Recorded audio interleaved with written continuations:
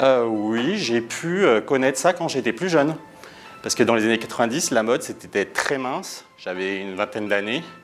Et effectivement, en fait, j'étais pas assez maigre pour les gens. Encore plus mince. Parce que mes amis étaient, on va dire, très minces. Et donc, en fait, quand tu as 20 ans environ, en fait, avec tes amis, tu as les canons de la mode et tout, surtout notamment durant les années 90, où il fallait être très mince. C'était les standards, les canons de la communauté gay des années 90. Non, j'ai de la chance de travailler dans une entreprise où, en fait, la lutte contre les discriminations est assez importante. J'ai jamais eu de remarques homophobes, grossophobes ou agistes. En fait, ouais, notamment, je m'occupe de la page Facebook de Grise Lyon, en fait, la session Bear de Lyon.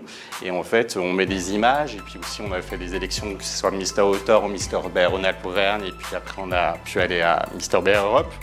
Et donc en fait, il y a des gens de la communauté Bear qui critiquent en fait nos candidats, ou les misters, en disant qu'ils sont soit pas assez poilus, trop grands, pas assez gros, etc. En fait, il y a vraiment une diversité dans les discriminations.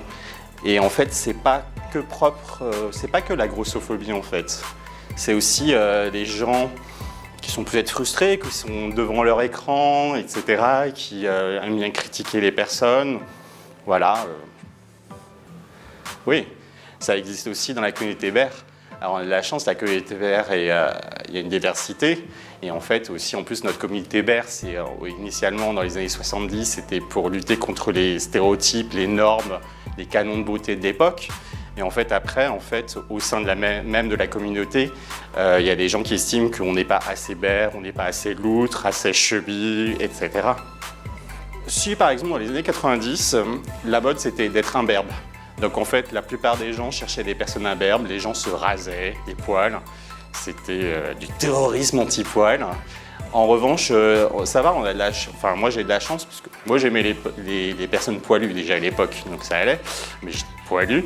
Maintenant c'est sûr que dans les années 2000, notamment 2010-2020, en fait la mode du poil, de la barbe, c'est quand même plus sympa pour nous, on va dire. Pour certaines personnes, hein, je suis pas psychologue, mais c'est sûr que quand on se sent à l'aise avec son corps, eh ben, c'est plus facile de faire face à ces discriminations physiques.